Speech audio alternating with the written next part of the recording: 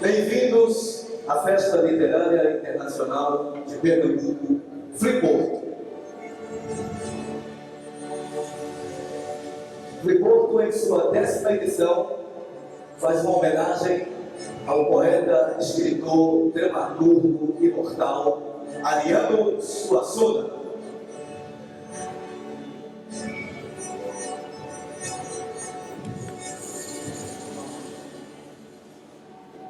Eu vi a morte, eu vi a moça Caetana, com seu manto negro, rubro e amarelo, o inocente olhar, puro e perverso.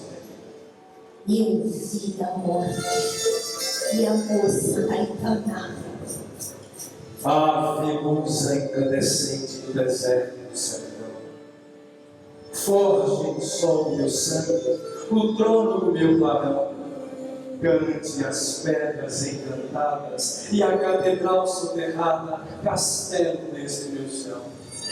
Nobres damas e senhores, ouçam meu canto espantoso, a doida desaventura de Sinésio, o alumioso. Aqui morava um rei quando eu menino. Vestia ouro e castanho no gibão, pedra da sorte sobre o meu destino, pulsava junto ao meu, o seu coração. Eu vi o estrago, eu vi o bote, o ardor cruel. Eu vi a morte, eu vi a moça Caetana. O cetro em sua centelha, na bandeira áurea e vermelha, o meu sonho veio. Para mim, o seu cantar era divino, quando ao som da viola e do órgão, cantava com voz rouca o desatino, o riso, o sangue e as hostes do sertão. Na fronte, a coroa e a gaivota. Nas espadas, asas deslumbrantes, que rufiando pelas pedras do sertão, pairavam sobre urtigas causticantes. Mas mataram meu pai. Desde esse dia, eu vivi como um cego sem meu guia que se foi para o sol, transfigurado. Sua esfinge me queima, eu sua presa. Ele, a brasa que impele ao fogo aceso, espada de ouro em pasto ensanguentado. Aqui morava um rei.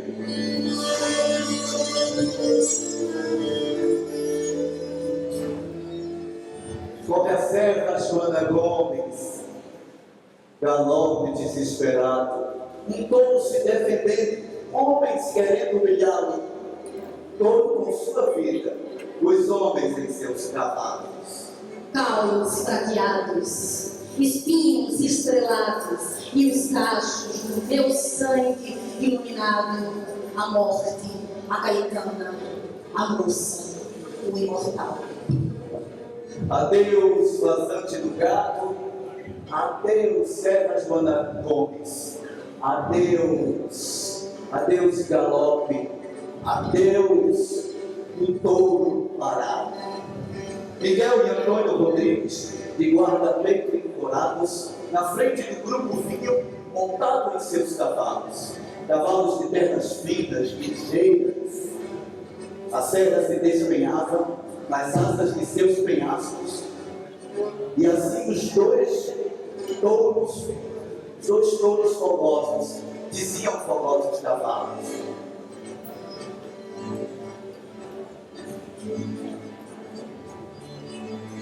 Ave luz incandescente do deserto, Senhor. Foge do sol do meu sangue, do trono do meu Pai. A serra calou-se do poente ensanguentado, calou-se a voz dos aboios, cessou o troar dos cascos. E agora no silêncio deste sertão assombrado, um touro sem sua vida, os homens em seus gravados, porque aqui morava um rei.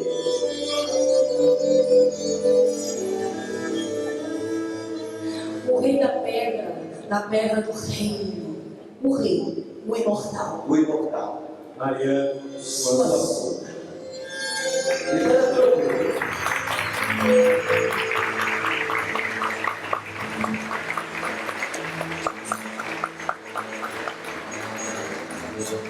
Eu ouço as vozes, eu vejo as cores, eu sinto os passos de um outro outro Brasil que vem por aí, mais tropical, mais fraternal, mais brasileiro.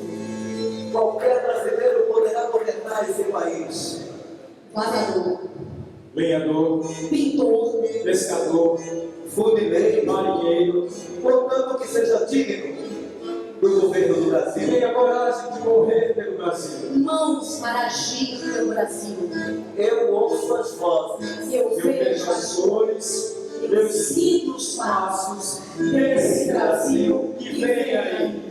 com seus pássaros na lembrança de seus pássaros, com seus filhos, com a lembrança dos seus filhos. com o seu povo, com a lembrança de seu povo, Todos se migram de uma quadra a outra do tempo, de uma praia a outra do Atlântico, de uma serra a outra das cordilheiras, todos se migram para o corpo de Berenice, o coração de um austríaco, para o último templo, ou a primeira dose de tóxico para dentro de si, para sempre, para todos, todos se migram. O poeta é um fingidor, finge tão completamente e chega a fingir a dor que deveria sentir. Creio no mundo como no Miguel, porque eu vejo, mas não penso nele.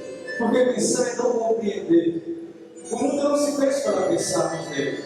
Pensar é estar doente nos olhos, mas para olharmos para ele, estarmos de acordo. Eu não tenho filosofia, tenho sentidos. E se falo da natureza, não é porque saiba o que ela é, mas porque a amo. E amo-a por isso. Porque quem ama nunca sabe o que ama, nem sabe por que ama, nem o que é amar. Amar é a eterna inocência, e a única inocência é não pensar. Entre o amor e o fogo, entre a vida e o fogo, meu coração cresce 10 metros e explode. Ó vida futura, nós te criaremos.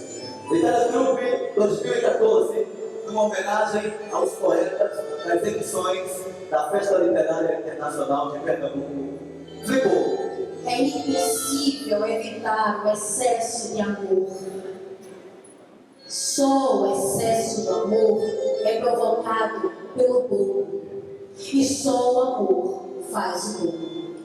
As vantagens de ser bobo. Clarice. Então pintei de azul os meus sapatos, por não poder de azul pintar as ruas. Depois vesti meus gestos insensatos e colori as minhas mãos e as ruas. Para extinguir em nós o azul ausente e aprisionar no azul as coisas gratas, enfim, nós derramamos simplesmente azul sobre os vestidos e as gravatas. O bobo não se ocupa de ambições. Por isso, ele sabe o que é o amor. O bobo não pensa em ganhar, nem lembra que já ganhou. Enquanto esperto, vive atrás de vencer, mas só vence na esperteza, com uma úlcera no estômago. O bobo descansado em seu lar, sendo bobo. O amor comeu meu dom, minha identidade, meu retrato. O amor comeu a minha certidão de idade, a minha genealogia e o meu endereço. O amor comeu as frutas postas sobre a mesa, bebeu a água dos copos e das quartinhas. O amor comeu a minha dor de cabeça e o meu medo da morte. O amor comeu meu estado, minha cidade. Benou a água morta dos mangues, aboliu a maré. Comeu os mangues frescos e de folhas duras. Comeu o verde ácido das planas de grana. Cobrindo os povos menores, voltados pelas barreiras vermelhas, pelo benzinho preto, pelas chaminés. Comeu o seco de cana cortada e o seco de maresia. Comeu até essas coisas que eu desesperava por não saber falar delas em Deus.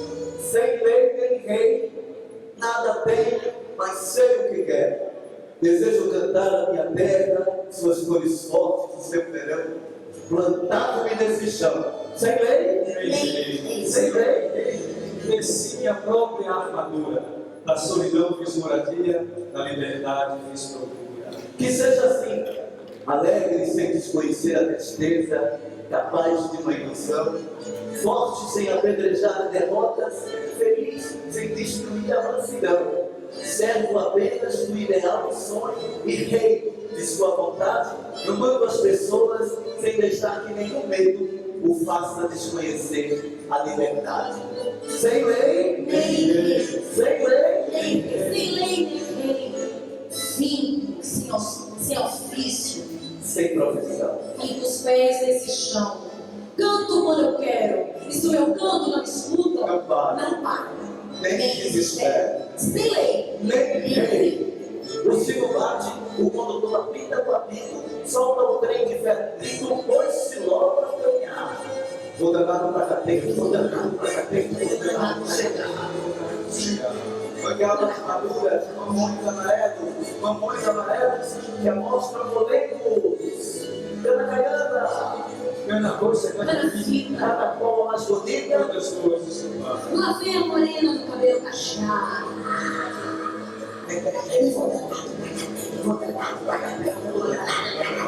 Vontade de chegar. Lá vem o navio negreiro, naveguei sobre o mar. Lá vem o navio negreiro, vamos minha gente olhar. Lá vem o navio negreiro, por água brasiliana. Lá vem o navio negreiro, cheio de esperança. Lá vem o navio cheio de melancolia. Lá vem o navio negreiro, Cheio de poesia. Lá vem o navio negreiro. lá vem o navio negreiro, com carga de resistência. Lá vem o navio negreiro, cheio de inteligência. Lá vem o navio negreiro. Lá vem ele sobre o mar. Lá vem Lá ele vem sobre o mar. Ouve o novo canto que sai da boca de todas as raças com infinidade de ritmos.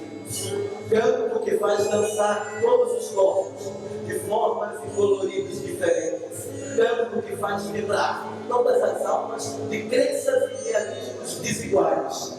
É o canto da liberdade que está penetrando em todos os ouvidos. Eu canto na guerra como cantei na paz, pois o meu poema é universal. É o homem que sofre, é o homem que geme, é o lamento. Luanda, Luanda, onde está? Dizer a trupe se despede da abertura e logo mais teremos Lia Luvet e Vicente de Brito, a palestra O Lado Bom da Vida, é isso? Sem lei, Então vamos lá, sem lei, nem rei. vejo uma barca vagando nas ondas verdes do mar. Muito obrigado, o Literatura vai sair por aqui, agradecendo, e a grande Suassuna, imortal, a grande Suassuna, porque aqui eu fiz sem lei,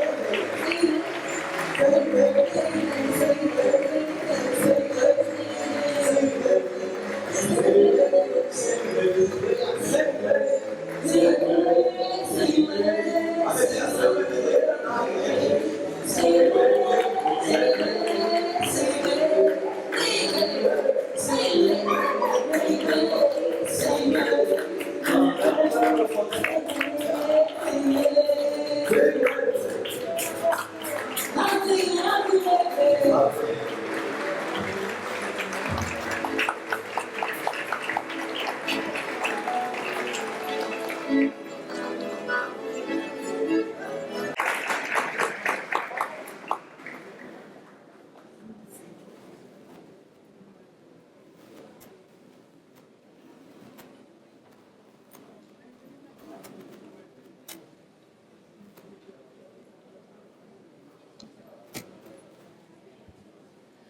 Boa noite, é um prazer estar aqui, ainda mais com essas companhias, né, adoráveis. Lia, tradutora, escritora, mais de 20 livros, 12 romances. Na verdade, a primeira mulher escritora brasileira a vender 1 milhão de cópias. Uma coisa que só algumas cantoras populares conseguiram, e os nossos escritores. É uma raridade, Lia. É uma querida, antenadíssima, assim como o Vicente. O Vicente Brito Pereira é engenheiro, é escritor. Ele fez ensaios sobre embriaguez em 2013 e fez Transportes, História, Crise e Caminhos da Humanidade esse ano. Os dois repensam a vida há muitos anos. E acho que o nome da palestra é Valor da Vida, e a gente vai fazer exatamente isso. Primeiro fala a Lia, depois fala Vicente, depois eu faço alguma pergunta, e a gente vai contar com as perguntas de vocês, que virão para a gente por escrito, ok? Façam letra fácil de ler. Lia Lourdes, é bela. Palavra. Muito bem, eu agradeço muito o convite. Eu estou numa fase muito preguiçosa, muito raramente aceito convites hoje em dia que me façam viajar. Estou numa fase boa de aprender a dizer não sem culpa. Mas a Flicorto, que já tinha me convidado mais vezes, eu nunca pude vir, tem um prestígio, está ficando cada vez um prestígio melhor pelo Brasil afora, né? Como uma reunião muito bem organizada, muito séria e que é importante, né? Torna-se importante para o escritor participar. Eu estou muito contente de ter aceitado esse convite, agradeço muito, sobretudo por poder vir com o Vicente, que além de meu parceiro de 12 anos, agora há 2 anos também é escritor, que muito me alegra, e com essa companhia de uma amiga queridíssima, grande jornalista, que é a Leda.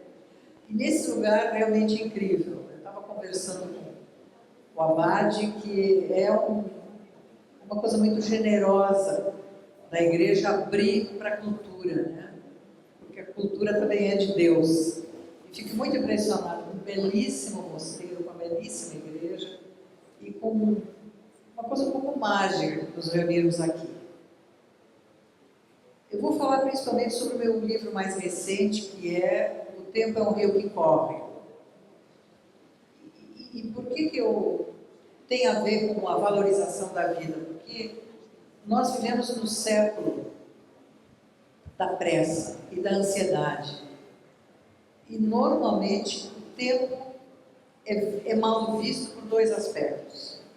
Um, porque a gente se habituou a não ter tempo. Não tenho tempo para nada. Não tenho tempo para ir no médico, não tenho tempo para beijar meu filho, não tenho tempo para conversar com minha mulher, não tenho tempo para ligar para minha mãe, não tenho tempo para nada.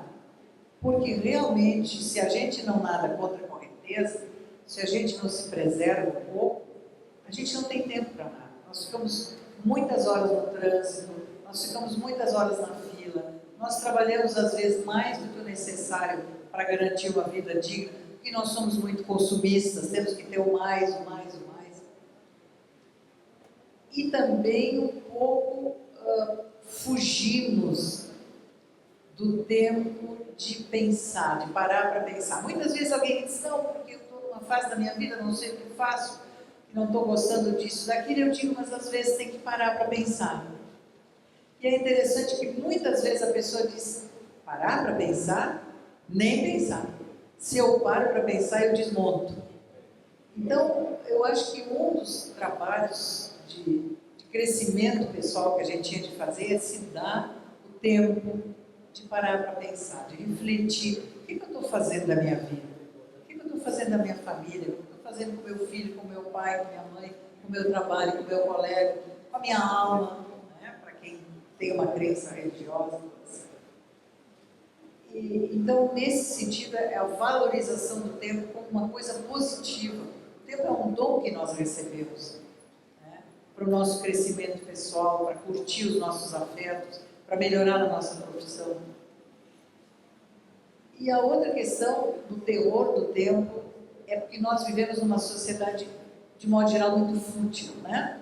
Muito fútil, muito frívola, em que um dos grandes bens é a eterna juventude e a eterna beleza, e um molde de beleza, em geral, completamente fora da realidade de 99% de nós. Nós recebemos da mídia, da sociedade, da nossa cultura, alguns modelos impostos que, eu repito, são absurdos, são impossíveis. Então, todo mundo gostaria de ser uma Gisele Bündchen, né? Quem não queria ser linda, magra, rica, maravilhosa, etc. Só que nós não somos assim. E os homens, o que se exige dos homens?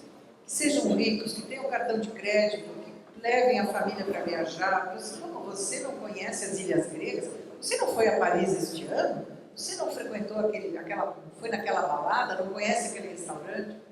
Então a gente sempre é impelido, compelido e chamado para coisas que são legais. É bom ir para Paris, é bom conhecer as ilhas gregas, mas não é a coisa mais importante do mundo. E nós às vezes sacrificamos muito para coisas que nem nos trazem felicidade, que nem nos trazem paz, não nos trazem alegria, não melhoram a nossa vida em nada.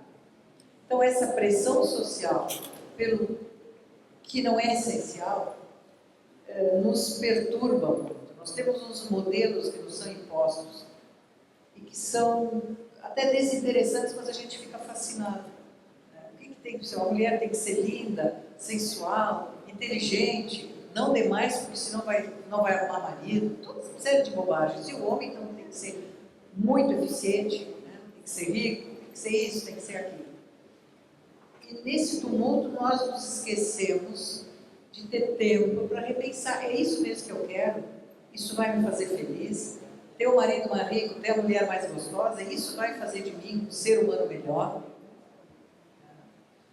E então, pouco tentar ser feliz é nadar contra a correnteza desse lado não tão interessante da nossa cultura e da nossa sociedade, que é o lado fútil.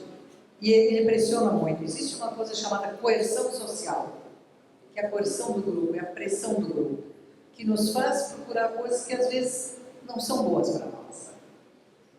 E nesse sentido, eu acho que quando eu falo em felicidade, muitas vezes as pessoas dizem, você acredita em felicidade? Claro, mas só que eu acho que ser feliz, felicidade, é sentir-se razoavelmente em harmonia comigo mesma, com o outro, com a natureza, com o mundo, com Deus, eu acredito em Deus. Sentir-se bem na própria pele. Claro, com todos os problemas que todos teremos sempre, mas a superação da mediocridade, né? Porque a inércia, né? O desejo de não ter mudanças faz com que a gente tenda a se acomodar. Então nós somos acomodados. Nós vivemos 5 anos, 10 anos, 20 anos, sendo infelizes, fazendo o que não gostamos, não tratando bem as pessoas que amamos, não cuidando de nós mesmos. Então, realmente, quando a gente, um momento, para pensar, leva um susto. Clarice Lispector tinha uma frase bonita, ela dizia, de repente, tinham se passado 20 anos. E de repente, tinham se passado 50 anos. E o que a gente fez na vida, além de correr atrás do dinheiro, do cargo mais importante, vou ser promovido, não vou ser promovido? É claro que é importante você ter sucesso no trabalho. É claro que é importante ter o dinheiro suficiente para dar dignidade a você mesmo, a sua família, lazer, alegria, o que todas as pessoas deveriam ter. Todas as pessoas deveriam ter, pelo menos, o suficiente para ter uma vida digna, para ter lazer, para ter alegria, enfim, para conhecer um pouco do mundo além do quintal da sua casa. Mas há um momento em que a gente exagera, né? Então, o meu filho tem que ter aquele tênis de grife. A mulher não fica feliz se não vai naquele restaurante novo que eu não tenho nem dinheiro para pagar. Então, é uma questão de valores. Eu acho que, no meu ponto de vista, ser feliz, viver em uma certa harmonia consigo mesmo e no mundo, tem a ver com que valores eu cultivo. O que é importante para mim? Então, nesse livrinho, O Tempo é o Rio que Corre, eu retomei um tema antigo meu. O tempo sempre foi um tema meu. Sempre me preocupei, me interessei com essa questão de como nós lidamos mal com o tempo. Eu tenho, inclusive, um romance chamado Ponto Cego, que o tempo chega a ser um personagem. E uma das pessoas desse meu romance é um menino. E ele diz lá pelas tantas uma frase, que a avó dele é uma dessas pessoas que foi muito linda, não se conforma com a passagem do tempo, então começa a fazer uma plástica, nada contra a plástica, aliás, mas ela começa a fazer uma em cima da outra, até que um dia diz o menino, e aí a minha vovó se olhou no espelho e nada nela era dela, ela tinha se desfigurado completamente. E aí diz o menininho do meu romance, nós temos que fazer do tempo o nosso bichinho de estimação, senão ele nos devora. Então, essa necessidade de ter um controle sobre isso, né, que tanto nos assusta. É lógico que a passagem do tempo, se nos dá muita coisa, uma certa tranquilidade, né, uma certa mínima sabedoria de vida, também nos rouba coisas. Né? O tempo nos rouba, o importante não é que nós nos sejamos mais jovens e lindos e ágeis, é que os amigos vão morrendo, as pessoas que nós amamos vão passando. E isso, naturalmente, é triste, é duro, é trágico. Mas na vida é como na natureza. Um dia uma das minhas netas era pequenininha, chegou e disse, vovó, por que eu não tenho vovô? Porque o avô dela, pai de meus filhos, tinha falecido muitos anos antes dela nascer. Aí eu expliquei que a vida humana, as pessoas são como tudo na natureza, como as plantas, como os bichos. As plantas nascem, tem umas plantinhas que morrem muito pequenas, outras um raio abate em pleno vigor, e umas ficam muito velhinhas e de repente ainda florescem. E o ser humano é assim, tudo é um ciclo, tudo passa. Então é lógico que a passagem do tempo lá no fundo da nossa imaginação tem a ver com a finitude. Um dia nós vamos acabar ou vamos nos transformar, e depende do que cada um acredita. Então, eu creio que uma das coisas que deve nos fazer pensar mais no valor da vida, voltando ao nosso tema, é exatamente o tempo, que não é o inimigo. Primeiro, ele é limitado. Não adianta fugir, não adianta disfarçar. Então, o jeito é tentar ter com ele uma relação amorosa, uma relação amigável. Me lembro que há muitos anos perguntaram para a Tônia Carreiro, belíssima, grande atriz, quando ela estava fazendo 80 anos, um jornalista jovem de repente disse para ela, na minha frente assim, como é que você lida, o que você acha da velhice? Ela era muito bem-humorada, ela disse, eu acho ótimo, porque a alternativa é a morte. Né? Nós ficamos velhos porque estamos vivos. Então, eu acho que a gente, talvez alguns de nós, a gente tivesse que mudar um pouco a nossa visão. Em vez de ter medo do tempo, dar mais valor à vida.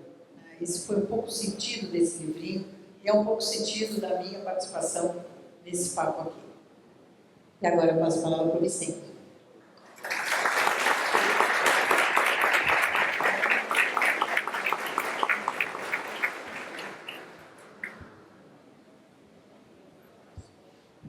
Ela passou a palavra para ti, está dada. Eu obedeço aqui Mas, na verdade, eu queria aproveitar para dizer, então, para te fazer uma pergunta. Você vai falar sobre os ensaios sobre embriaguez, mas em algum momento o tempo, que é uma constante na obra da Lia e nos artigos da Lia, também te aflige ou te provoca escrever e pensar e pensar? Eu acho que antes de responder, fazer a colocação acerca do meu livro, né, o ensaio e responder a sua pergunta, que eu acho que é bastante pertinente, né, e eu acho interessante também. Eu primeiro queria agradecer estar aqui hoje com vocês, né, aqui na Friburgo, em Recife, porque essa cidade é muito importante para mim, foi muito importante na minha vida. Eu aqui talvez tenha passado os melhores tempos de criança, porque meu pai era engenheiro ferroviário antigo, e ele foi diretor aqui da Rede Ferroviária do Nordeste, antiga Great West, né? Todo mundo aqui deve saber, né? Conhecer. E ele morava aqui, nós morávamos no Rio, mas vínhamos sempre passar as férias aqui em Recife. E passávamos aqui, perto da Boa Viagem, onde tinham 2 vagões de estrada de ferro, onde nós morávamos. Era uma coisa espetacular, né, para uma criança. Eu passei aqui muitos anos da minha vida passando férias aqui em Recife. Então, Recife é uma cidade que é muito importante para mim, foi muito importante para o meu pai, na verdade, na época.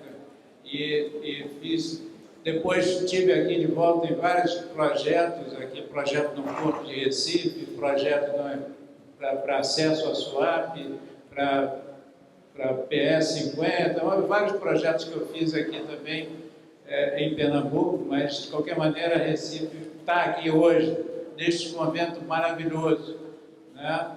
Junto com as pessoas tão queridas e junto com vocês, eu posso dizer que é um privilégio que eu, como agora um autor, não um autor novo, né, porque eu não poderia dizer isso, seria uma mentira, mas um novo autor, eu acho que é um privilégio absoluto, né, e vai ficar marcado na minha vida essa presença aqui com vocês.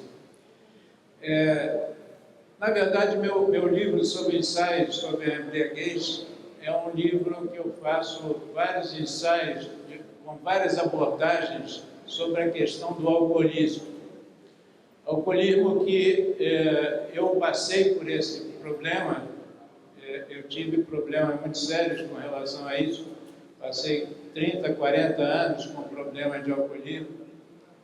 Felizmente, consegui superar esse problema, estou sóbrio há muitos anos já, e dediquei boa parte dos meus últimos tempos a explorar um pouco a questão do alcoolismo e olhar com essas várias abordagens, tentar entender um pouco como é que pensa um alcoolista, qual é o discurso, qual é o objetivo, o que ele está atrás, por que ele entra num processo de consumir uma droga, que o álcool é uma droga como outra qualquer, só que ilícita, né? Mas de qualquer maneira é uma droga, e ele entrar nesse processo de consumir, buscando prazer e namorando a morte. Porque, na verdade, o alcoolismo é muito mais sério, muito mais grave que qualquer outra droga pesada. Mata muito mais gente, é um processo mais difícil de ser revertido, é um processo que tem implicações sociais muito mais amplas do que o consumo de droga pesada. Então, é uma coisa que hoje atinge uma quantidade tão grande de pessoas. No Brasil, por exemplo, chegam a quase 30 milhões de pessoas que têm problemas com álcool. Estou falando aí de problemas tanto dependentes quanto pessoas que usam nocivamente o álcool. E, de repente, usam o álcool absurda, de uma forma completamente sem limites, nos fins de semana, matam muita gente, se matam e matam muita gente. Então, por volta de 30 milhões de pessoas hoje são atingidas por essa doença. Então, e é uma doença que mexe com a vida da pessoa completamente. Ele vai perdendo aos poucos tudo que ele conquistou. Ele pode ir perdendo a família, o respeito por ele mesmo, a dignidade, vai perdendo materialmente tudo que ele conseguiu juntar na vida dele. Então, é uma droga que tem efeitos sociais muito fortes. Bom, esse livro não é um livro onde eu proponha alguma saída, nem proponha alguma política pública específica, mas é um livro que eu faço os ensaios psicanalíticos, históricos, sociológicos, até mitológicos, né? Porque, na verdade, a questão do vinho vem desde a Grécia Antiga, com o deus Dionísio, Mas eu faço essa abordagem não para deixar claro qual é a saída, deixar claro um determinado caminho, mas sim tentando entender o que está buscando esse alcoolista. E aí, evidentemente, quando você fala de um alcoolista ou de um drogado, você está falando de vida e morte. É um assunto direto. Você está exaltando, tentando exaltar a sua vida através do consumo, dá um certo prazer no início, mas depois tem graves consequências, mas, na verdade, pode levar à morte, e essa morte, ela permanentemente está junto contigo. Quer dizer, a vida junto com a morte muito próxima, e muito, assim dizer, muito companheira, muito amiga, muito do seu lado. Então, esse tema é um tema que eu tentei explorar nesse livro e que, de certa forma, também, até para responder aqui a questão que a Leda levantou, implica, tanto a droga pesada quanto o álcool, implica em você criar uma nova história, criar uma outra história para você, criar uma fantasia que você se acostuma com aquela fantasia e passa a viver naquela fantasia. Onde o tempo, na verdade, é um outro tempo, não é o tempo normal nosso, das horas, é o tempo da droga e é o tempo do álcool. Você está sempre buscando os rituais. Esses rituais temporais são muito importantes no alcoolismo e na droga. Por exemplo, no caso do álcool, a pessoa que só começa a beber a partir do meio-dia. Ele consegue se segurar até o meio-dia para começar a beber a partir do meio-dia. A partir daí que ele começa a beber, porque ele acha que demonstrar muito a sua fragilidade bebendo de manhã, ele passa a ter um tempo do resto do dia completamente diferente das outras pessoas. Então, o tempo se modifica completamente. O tempo da droga, então, é impressionante, porque a droga te leva a um tipo de gozo, vamos dizer, como diz os psicanalistas, um tipo de gozo quase divino, né?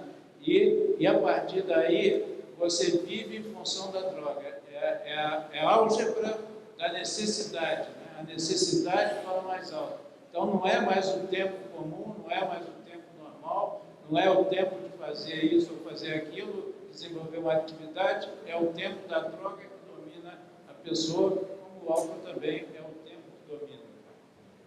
Não sei se um pouco por aí. Deixa eu só aproveitar só para nessa parte inicial, falar também que eu lancei agora, em 2014, lançamos agora recentemente também um outro livro, mas esse livro que eu lancei sobre transporte, história, crises e caminhos, que pega toda a história do transporte no Brasil, desde a colonização até agora os recentes pacotes do governo Dilma.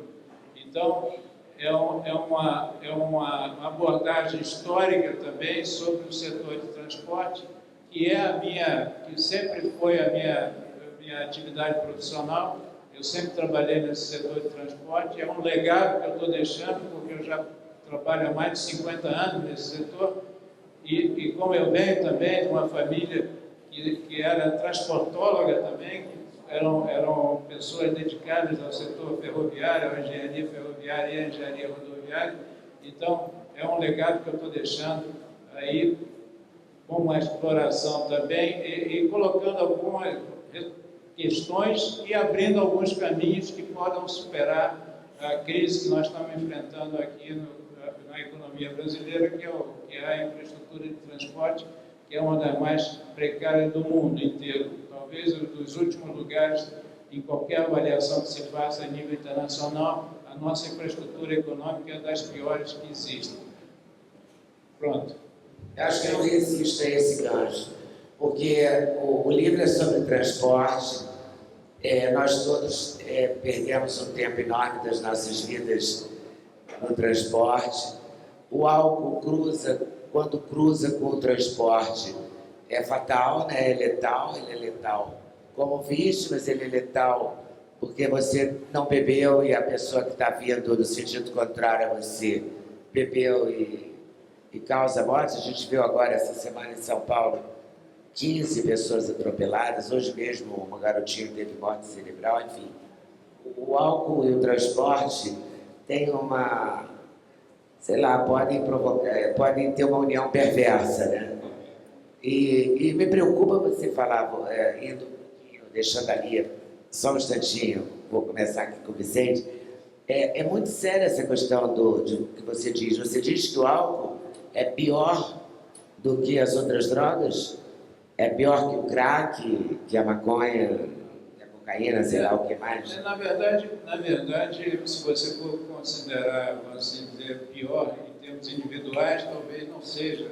Quer dizer, talvez a pessoa dependente de uma droga pesada, ele tem efeitos muito mais rápidos. Mas no coletivo seria um caso de saúde Do pública. ponto de vista social, o álcool atinge uma multidão muito maior, um número de pessoas muito maior, e depois o álcool tem uma coisa perversa, que ele vai ao longo do tempo deteriorando a pessoa nos seus valores.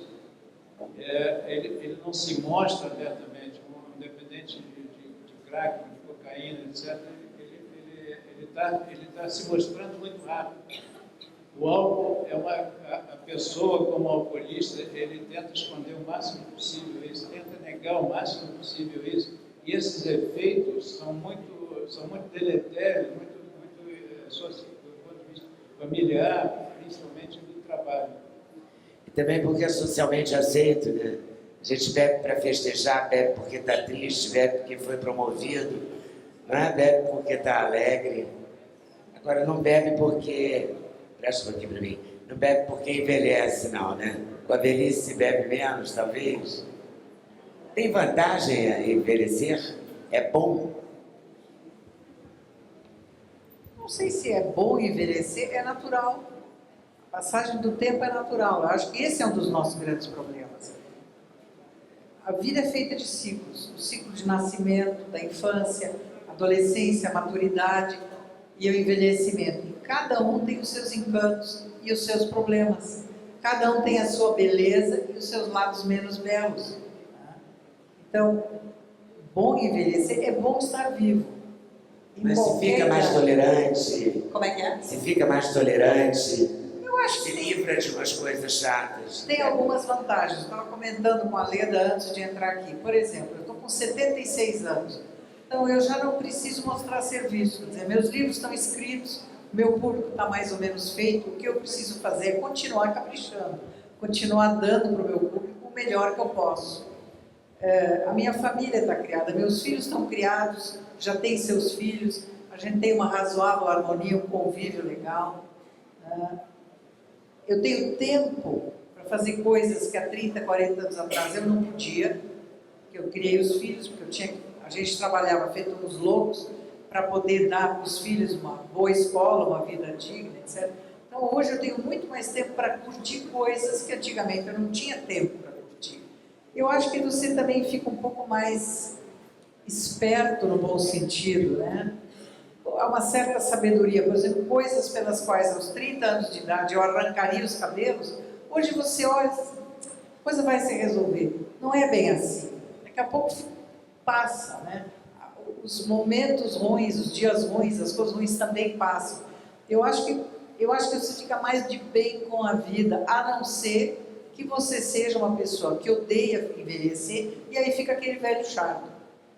Eu já disse várias vezes em palestras que nem sempre o velho que está sozinho porque a família não presta, porque ninguém dá bola. Às vezes é porque ele é muito chato. Ninguém gosta de ficar com uma pessoa velha que passa o tempo inteiro reclamando. Quando o filho ou o neto vem visitar, já começa a... Há quantos dias você não me visita? Há quanto tempo você não me telefona?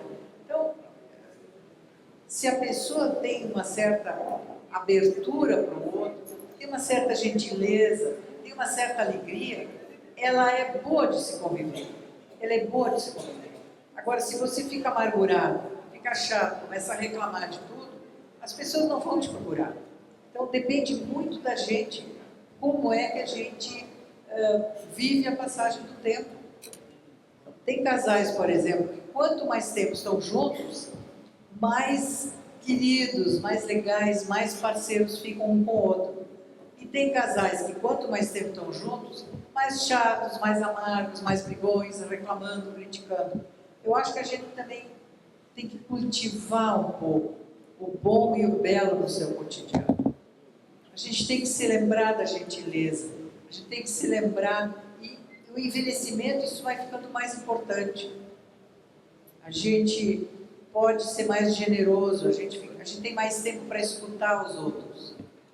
Não deixar de se interessar pelos outros. Então eu não acho que não é bom envelhecer, eu acho que é bom estar vivo. Claro que se você está vivo com saúde é melhor, mas você também não pode o tempo inteiro estar falando da sua doença, dos seus achaques, dos seus males, e depois ninguém mais aguenta estar do seu lado. Então procurar criar um ambiente legal, procurar gostar da vida, sempre tem coisas boas e belas para ver. Você pode sempre, um dia uma senhora já bem idosa, de público muito grande, me disse: como é que a senhora pode dizer isso, dona Lia? Eu tenho 80 e poucos anos e não tenho mais ninguém, não tenho nada para me dar alegria. O que a senhora me sugere? Olha, a senhora vá até o supermercado, até a feira, até a quitanda, procura um vaso bem bonito de flor, compre uma flor, bote na sua frente e fica olhando. A senhora vai começar a se sentir melhor. Mude a sua cadeira de lugar na sala, para em vez de ficar olhando a parede do edifício do lado, quem sabe a senhora enxerga uma árvore, quem sabe a senhora enxerga um pedacinho de céu. Então, fazer alguma coisa por si mesmo e não se entregar. Está tudo ruim, está tudo chato, estou velha, tenho rugas, dói a perna, dói isso, dói aquilo. Depende muito da nossa maneira de enxergar a vida, da nossa filosofia de vida. Que todos temos uma filosofia de vida. O gari, o varredor de rua, o enfermeiro, o médico, a cozinheira, a criança tem a sua pequena filosofia de velho, de vida. Como é que nós encaramos o mundo? O que nós achamos de nós mesmos? Eu acho que eu sou um lixo, eu vou me portar como se eu fosse um lixo. Eu acho que eu sou uma pessoa legal, eu acho que eu mereço ser feliz, eu acho que eu mereço, e também procuro dar para os outros afeto, interesse, escutar o outro. Então, em qualquer fase da vida tem coisas boas e coisas ruins. Criança também adoece. Jovem se suicida. A doença, a tristeza não são privilégio da velhice. E eu conheço pessoas velhas que são ao contrário, pessoas luminosas, pessoas alegres, que te recebem de braço aberto. Né? Então é preciso... isso depende da pessoa, e a gente pode se educar para ser mais gentil, para ser mais aberto, para ser mais luminoso e para não ficar aquele velho chato que ninguém aguenta. Depende um pouco da gente. No fundo é construção, né? É construção. Como tudo na vida é construção. A gente vai se construindo até o último suspiro. Enquanto eu estou viva, eu estou me construindo, eu estou me fazendo como ser humano. Então, parar para pensar de vez em quando, quanto tempo faz que eu não abraço um amigo, que eu não telefono para um filho, eu espero que todo mundo venha e me renda homenagem. Não é assim. Né? Acho que depende muito de cada um. Lia, estou mudando de assunto, como é que é o seu processo de criação? Você escreve todo dia, religiosamente, de manhã cedo, tem um canto seu, você escreve no meio do tumulto. Uma vez eu perguntei isso ao Milton Nascimento, ele compõe com 500 criancinhas correndo em volta dele, nada o abala, ele fica no mundo interior dele. Você consegue esse distanciamento? Eu sempre trabalhei com os filhos em casa, ou com os netos, nunca houve na minha casa aquela história, vamos caminhar na ponta dos pés, a mamãe está escrevendo. Eu acho isso horrível. Nunca fiz pose de escritora. Escritor, traduzir, escrever é uma profissão, é a minha profissão. É lógico que chegava um momento que eu dizia, bom, agora folga de uma hora que a mamãe vai trabalhar, mas não havia assim, não existe essa mística. Eu não tenho muito horário para nada, eu não sou uma pessoa muito organizada, mas dentro da minha semi-desorganização eu produzo muito, eu trabalho muito. Essa questão do horário tem um pouco a ver com o tipo de pessoa que a gente é, né? O biopsíquico, eu sou boa de manhã, De manhã eu estou mais ativa, estou mais inteligente, eu trabalho bem de dia, estou bem de manhã. Durante a tarde eu vou ficando mais preguiçosa e à noite não trabalho nunca. Se eu tenho trabalho muito urgente, eu prefiro acordar às 3, 4 da manhã, aí eu estou no frescor assim da madrugada, eu gosto muito da madrugada e eu trabalho. Isso é muito individual, né? Tem aquela pessoa que todos os dias escreve 5 páginas, 10 páginas, mesmo que não publique. A minha disciplina é outra. Quem dita a disciplina, quem dita quando e quanto eu escrevo, é o livro que está dentro de mim e quer ser escrito. Cada escritor tem seu processo muito pessoal. O meu é assim. Eu escuto aquilo que está dentro de mim. As minhas fantasias, as minhas memórias, os personagens que eu estou criando, esse tipo de coisa. Aí eu obedeço. Quando o livro quer ser escrito, eu me sento, escrevo bem. Agora tem dias que eu não produzo nada. Eu vou fazer outra coisa. Vou pintar, vou passear, vou ver televisão, não faço nada também de vez em quando. Vai pintar o que? Telas? Eu já faço um ano agora, descobri um segundo caminho para mim. Eu estou pintando acrílico sobre tela, me divirto enormemente e estou achando maravilhoso ter um outro modo de expressar minhas fantasias, né? Meu desejo, minha busca de alguma beleza, de mexer com cores, com pincéis. Então isso é uma outra coisa boa, por exemplo. Como é a pintura da Lia? É geométrica? Não, a minha pintura, eu digo é assim, abstrata? São pessoas? Não, é um pouquinho na linha impressionista. Pode ser paisagens, ou flores, ou sugestões. Sugestão de uma aurora, sugestão de um mar. Um dia eu te mostro. Oba. Então o que acontece? Que de repente, se você está aberto para a vida, ela te oferece coisas, te oferece uma nova amizade, te oferece um novo parceiro, te oferece um novo caminho. Então, não tenho nada para fazer, gostaria, o que eu vou fazer? Olha, tem várias pessoas que têm um ateliê que você pode frequentar, não precisa ser pintura, pode ser qualquer outra coisa, né?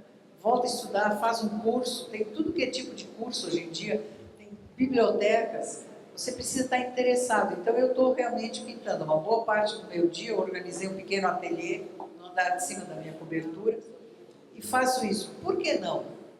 Por que não? Então, quem sabe aos 80, aos 85, eu ainda vou estar pintando, vou estar melhorando, é uma coisa que eu preciso melhorar, é um aprendizado. Faço muita bobagem, o quadro sai horroroso, cobre tudo de preto, pinta de novo.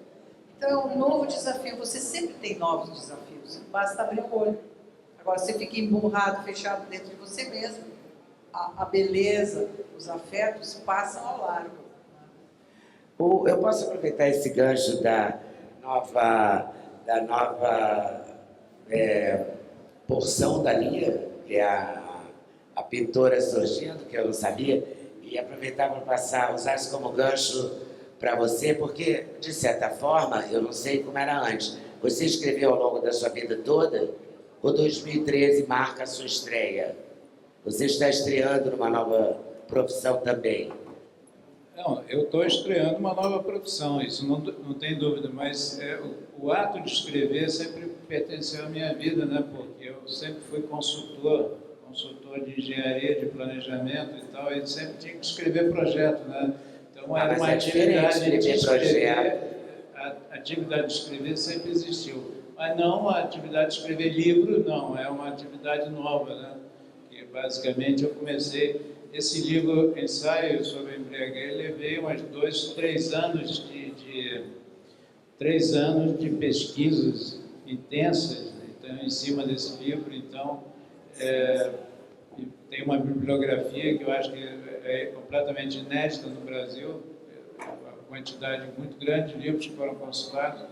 Então, é uma atividade de pesquisa e de escrever, coisa que eu já fazia, que o fato de estar casado com a Lia e do escrever ser uma atividade comum na sua casa, de certa forma te tocou?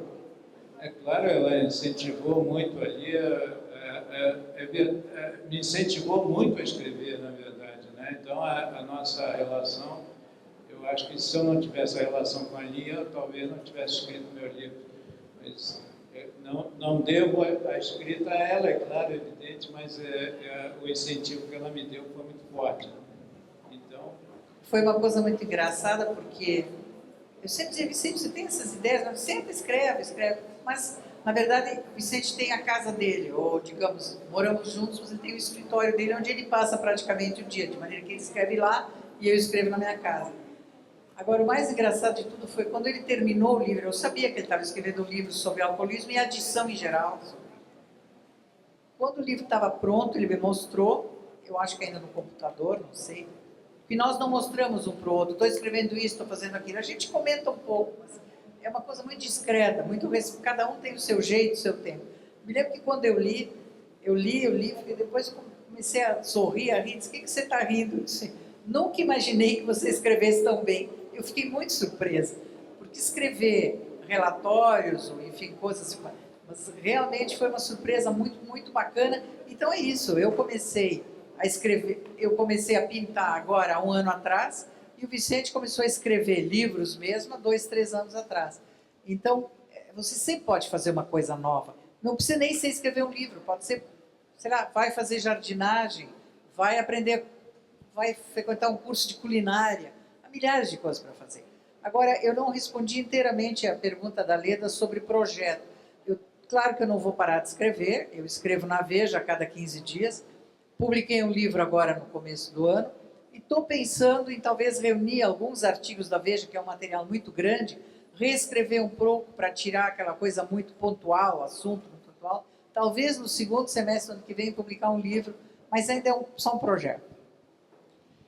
Você tem um projeto? Não, além das orquídeas? Hein? Além Porque das o Vicente também tem o lado B, vamos chamar assim, né? Que são as orquídeas, as plantas.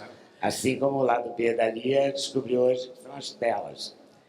É verdade, mas eu tenho um projeto também, um novo projeto de livro, que também explora um pouco. É verdade, é um retorno ao próprio ensaio sobre a embriaguez, onde tinham alguns itens, algumas questões muito importantes que eu não consegui desenvolver inteiramente. E tem duas dessas questões que são muito interessantes. Uma é a tendência de um alcoolista ou de um drogado de se levar para uma onipotência muito forte. Ele se tornar muito onipotente e chegar até a se deificar, né? Achar que ele virou um Deus, né?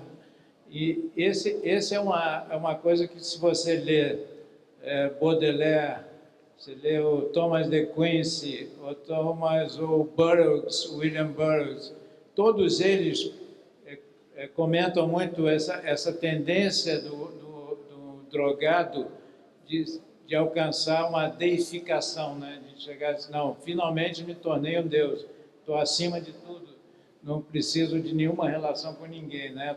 Posso cortar todas as relações porque eu acabei me tornando um Deus que se basta, né? Que se basta com a droga, evidentemente. Que tristeza. Então, esse é um aspecto interessante que eu queria retornar.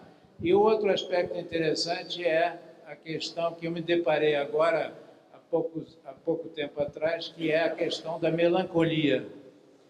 Eu acho que tem uma relação muito grande entre o alcoolista e o drogado e a melancolia. A melancolia é um assunto que é um assunto perene, né, permanente, de várias pessoas muito importantes ao longo do tempo, né? A partir de um texto fundamental e fundador de Aristóteles, né? Que é o Problema 30, onde ele acha que as pessoas fora do comum, ele tem uma tese que as pessoas fora do comum eram melancólicos. Então, isso desde a Grécia Antiga, né? Então, essa relação da melancolia, que hoje tem um outro nome, né, que se chama depressão, que é hoje a doença da alma da sociedade ocidental, né? É a doença mais difundida dentro da nossa sociedade, né? Afinal de contas, essa depressão, que eu acho que tem uma relação grande a ver com a busca da droga. Vou passar a fazer algumas perguntas, ok? Mr. Jack, escritor. Lia, o consumo é um mal em si ou o mal está em consumir além das posses? Acho que o consumir é natural. Você precisa comprar roupa para vestir, você precisa comprar comida, você, se puder, deve fazer alguma viagem, tem que ter prazer, tem que ter lazer. Agora, quando eu compro além do razoável, e eu vejo milhões de pessoas que compram o que não precisam, com dinheiro que não tem, portanto se endividam, né? Então aí o consumismo passa a ser consumismo. Aí não é o consumo normal que todos nós precisamos ter. O consumismo é isso. Então eu vejo pessoas, às vezes, por exemplo, o pessoal diz assim, eu não gosto do Natal que virou uma festa comercial. Na minha casa não, porque eu não me endivido um ano inteiro para comprar presentes excessivos e desnecessários. Nossa família, que está crescendo muito, nós estabelecemos, não sou modelo para nada, é só muita gente faz isso, nós estabelecemos uma lembrança, quer dizer, as crianças ganham um pouco mais, mas também não tem aquela história, a criança vai na loja, escolhe o boneco mais caro, ou o aparelho mais caro. Todo mundo ganha presente, mas ninguém ganha um presente extraordinário. Às vezes até a gente dá presente maior e melhor, digamos, no aniversário. Para o Natal não virar uma festa comercial. A gente troca lembranças legais. Né? Ninguém vai chegar e não dar nada. Mas você não precisa sucumbir a essa história. Não, o Natal é uma festa comercial. Tem horror do Dia das Mães, que é comercial. Eu acho o Dia das Mães bem legal. Depende do que eu faço com a data. Se no Dia das Mães ou no Dia dos Pais eu vou e compro presente para um pai com o qual eu não me dou, ou com a mãe que eu acho uma velha chata e dou aquele presente sem carinho, não. Mas se eu me lembro de repente nesse dia de dar um abraço extra, de dar um agrado extra, de reunir os filhos, meus irmãos, para ir dar um beijo na nossa mãe, fazer um almoço, a mãe receber os filhos, aí vale. Então tudo vale dependendo da minha intenção e de como eu faço. Então eu acho que o consumo é normal. Agora, quando ele vira uma mania e me prejudica, aí eu acho uma coisa bastante boba. Aí o pessoal vai procurar uma terapia, ou cai em si e se conserta um pouco. Né?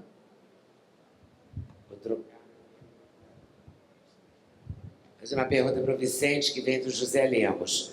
Como compatibilizar a tolerância zero quanto ao consumo alcoólico imposto pelo governo ao motorista brasileiro com a tolerância pífia decorrente da justiça no que se refere a punições contra tal infração? Isso não representa um estímulo ao consumo alcoólico do motorista? Claro que sim. Eu acho que tem duas questões básicas no consumo do alcoolismo, quer dizer, do ponto de vista social, das políticas públicas, né? Que são, primeiro, a questão da mídia, né? A mídia toda voltada para e exercendo um poder muito forte, no aumento do consumo de bebidas. Então, você vê isso aí sem regulamentação nenhuma. É uma coisa que no Brasil, diferentemente de outros países, você tem liberdade para consumir bebidas no meio da rua, em qualquer lugar, coisa que é proibida em vários países, e também a leniência com relação ao problema das infrações que são feitas com o uso excessivo de álcool, né? Você volta e meia está vendo pessoas que atropelam, matam gente, matam pessoas, o sujeito não fica nem preso, sai dali em liberdade para responder a um processo que vai levar não sei quantos anos e possivelmente não vai dar em nada. Então, essas três questões acho que são fundamentais, né? Quer dizer, a mídia, essa questão. E uma outra questão também que é importante é que você hoje, se você lê toda hora saem notícias de que não, você consumir café é perigoso, consumir margarina, consumir ovo, consumir não sei o que, é cada vez mais perigoso. Mas uma coisa muito engraçada é que o maior risco que existe é consumir bebidas alcoólicas e você não vê uma linha, nem uma letra nos jornais nas reportagens sobre esse assunto. Quer dizer, o consumo do álcool, que leva a não sei quantas mil mortes por ano. Né? A Organização Mundial da Saúde chega a estimar em mais de 1 milhão de mortes por ano devido ao consumo de álcool. E você não vê uma linha mostrando que, olha, consumir álcool, principalmente na idade de adolescência, né, de 12 anos, que é o início aqui da bebida no Brasil, significa um risco grande. Você pode morrer, você pode parar no meio, pode parar no manicômio, pode parar no hospital, pode parar em algum lugar e não tem nenhuma advertência sobre isso. E, evidentemente, a leniência, que é uma leniência geral da sociedade com relação ao mal feito, né? Vou usar até uma palavra aí meio maldita, mas, de qualquer maneira, a leniência com o mal feito no Brasil é muito grande. Agora vamos falar de poesia. A Jade Dantas, arquiteta, escritora, diz: em seus primeiros livros, você escreve muitos poemas maravilhosos e depois abandona totalmente a poesia. Pode nos fazer entender? Sentimos falta. E uma outra pergunta que também vai para a poesia, que é qual a importância da poesia para o bem viver? Um engano aí, eu nunca abandonei a poesia, ao contrário, até uns 2, 3 anos atrás, ainda publiquei um livro chamado Para Não Dizer Adeus, um pouco mais de tempo. Escrevi vários livros de poesia, escrevi o Lado Fatal em 88, não me lembro agora quais foram, mas dá uma olhadinha aí, porque eu tenho, assim, com uma certa regularidade, publicado livro de poesia. Além do mais, nos últimos anos, em todos os meus livros, eu abro um capítulo novo, seja de ficção, seja um pequeno ensaio, eu começo com um poema. Então, também os meus livros de prosa, todos têm vários poemas feitos naquela hora. Eu não larguei a poesia, não me largou. E a outra pergunta era sobre... A poesia e o bem viver. A poesia e o bem viver, eu acho que a arte e a beleza fazem bem para a vida. Pode ser um belo quadro, pode ser esse mar maravilhoso que vocês têm aqui em Olinda e no Recife, uma criança, uma frase, né, um sorriso, uma aurora, qualquer coisa. Quer dizer, a beleza e a arte fazem bem para a vida. Então, claro, se você lê um poema, ou você lê um texto em prosa que seja bonito, que te causa uma emoção, ajuda a viver melhor, né? Melhora a vida. A arte melhora a vida. Olhem só as pinturas maravilhosas dessa igreja, as pinturas belíssimas lá dentro da sacristia, tudo que é bonito faz bem para a vida. Né? Olha, a gente está chegando aos finalmente, né? Tem umas questões divertidas, tipo, quero lembrar, já que você falou tanto, que hoje é dia da gentileza. Parabéns, adoro seus livros. Hoje é dia da gentileza, muito legal. Que bom, aliás, né? Eu só quero dizer uma coisa, e a gentileza e a bondade, o carinho, nós normalmente pensamos, não, os pais têm que ser bons, carinhosos, atentos com os filhos. Eu faço uma cobrança, e os filhos? Quantas vezes os filhos jovens, adolescentes ou já adultos se lembram que também eles devem ser gentis com seus pais? Também o filho deve ser carinhoso com o pai e a mãe, ou com seus irmãos. Nós cobramos muito dos pais, e eu acho que esquecemos de cobrar dos filhos a educação, a gentileza, o carinho.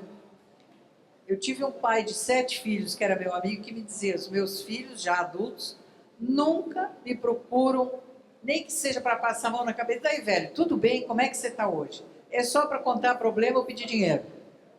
Então, a gentileza dentro de casa, ajudar a mãe, lavar uma louça, dar um elogio, conversar, se abrir com o pai é muito importante. Que bom, hoje é o dia da gentileza. Gentileza ajuda a viver melhor, com certeza. Como é uma questão de escolha, então eu vou ficar nesse tema. A educadora Márcia coloca a seguinte questão.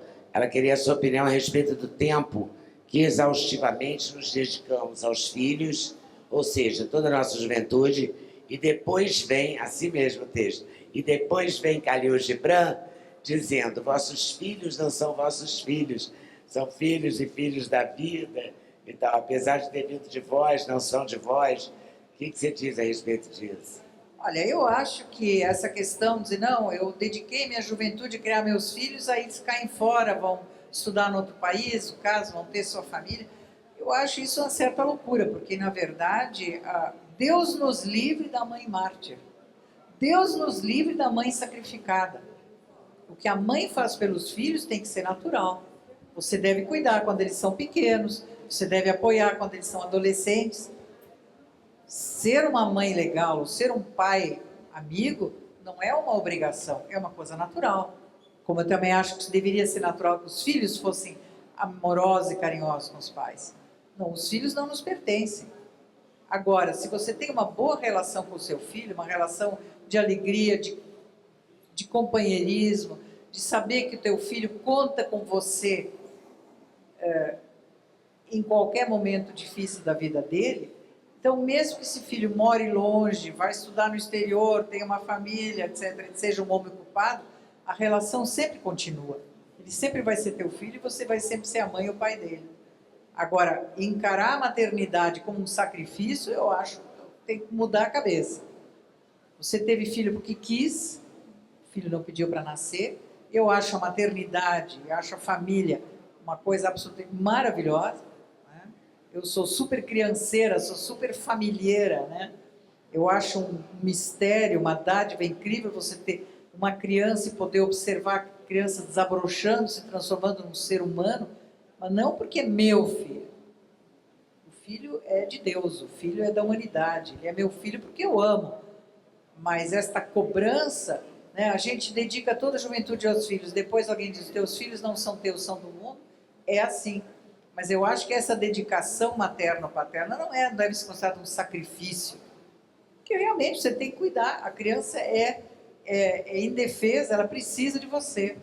E cuidar de um filho é para ser uma alegria. Você passa a noite sem dormir, tem que cuidar quando está doente, tem um monte de coisa. Mas se você ama essa criança, você é mãe ou pai de verdade, isso faz parte, é apenas natural.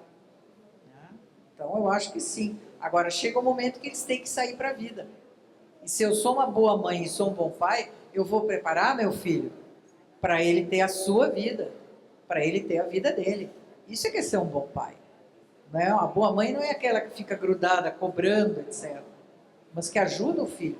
É complicado? É. Às vezes eu gostaria de ter meus 3 filhos ao meu redor. Hoje um dos meus filhos mora na África, está trabalhando na África.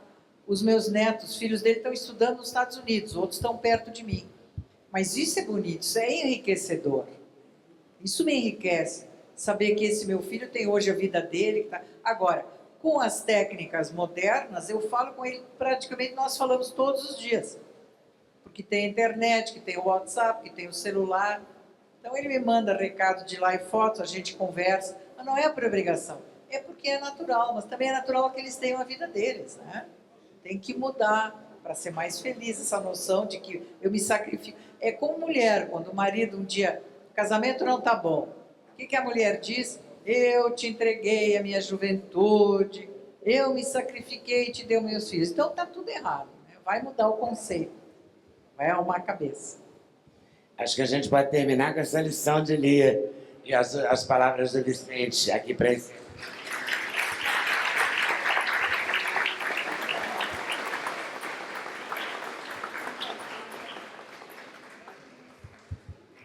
Só para terminar? Não? Hein? É. Bom, tá. Eu acho que estamos aqui, cumprimos aqui a nossa pequena missão, né, de falar para vocês um pouco sobre o valor da vida, né, e dizer que realmente, voltar a dizer que foi extremamente emocionante estar aqui hoje com vocês, nesse lugar especial, e ouvir e fazer essa interação com, pelo menos, a parte do público que está aqui, né? Porque, na verdade, quando a gente faz essa interação com o público, é uma coisa que é muito especial para nós, porque é como se nós estivéssemos continuando a escrever o livro. É como se a nossa atividade prazerosa de escrever o livro tivesse uma continuidade. Então, Então, agradeço muito a presença e as perguntas que foram feitas. Muito obrigado.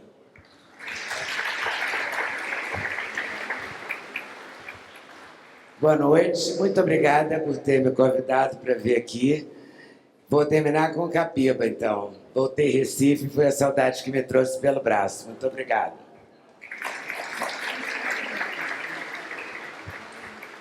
Agradecemos a presença de todos que participaram desse momento histórico para a Fliporto. Damos por encerrada a abertura da Fliporto 2014. Lembramos que a partir de amanhã as atividades iniciarão às 10 horas da manhã, com as atividades do Fliporto Galera e Galerinha, e a partir da tarde com a programação do Congresso Literário do Cine Fliporto. Contamos com a visita de todos vocês e também informamos que haverá uma sessão de autógrafos dos autores que participaram deste painel na parte externa do mosteiro, com o lançamento também do livro e DVD comemorativo dos 10 anos da Fliporto. Logo em seguida, ofereceremos um coquetel na área externa, na frente da igreja, e uma boa noite a todos.